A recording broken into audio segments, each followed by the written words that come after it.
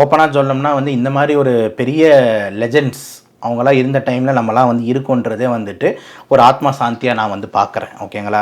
ஏன்னா வந்து இந்த பொது வாழ்க்கைக்காக அர்ப்பணிக்கிற ஒரு ஆட்களே ரொம்ப கம்மி சார். ரொம்ப ரொம்ப கம்மி. எல்லாரும் ரொம்ப சுயநலமாக தான் யோசிக்கிறாங்க இருக்காங்க.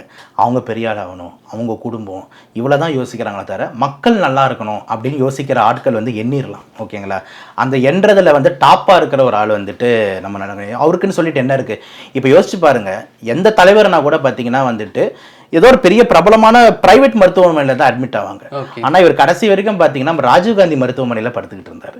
ஸோ அப்போ கூட ஒரு கவர்மெண்ட் ஹாஸ்பிட்டலில் தான் அவர் இருக்காருன்னா அவரோட இயல்பு தன்மை மக்களோட மக்களாக கலந்துருக்கிற ஒரு இதெல்லாம் கடைசி நிமிஷம் வரைக்கும் ஒருத்தருக்கு வந்து இருக்குது அப்படின்னா கடைசியில் உயிர் போகிற டைமில் கூட நம்ம என்ன சொல்லுவோம், ஏதாவது பெரிய ஹாஸ்பிட்டலில் போய் காப்பாற்றிருங்கப்பா. அப்போ கூட வந்து அவர் உறுதியாக இருந்திருக்காரு. என்ன அப்படின்னா இயல்பாக தான் இருப்பேன், ஏழையாக இருந்தாலும் பிரச்சனை இல்லை, மக்களுக்காக குரல் கொடுத்துருக்கேன் அப்படின்னு சொல்லிட்டு இந்த மாதிரி தலைவர்கள் வந்து இருக்கும் போது நம்ம மிஸ் பண்ணிட்டோமேனு மக்கள் தான் ஃபீல் பண்ணணும்.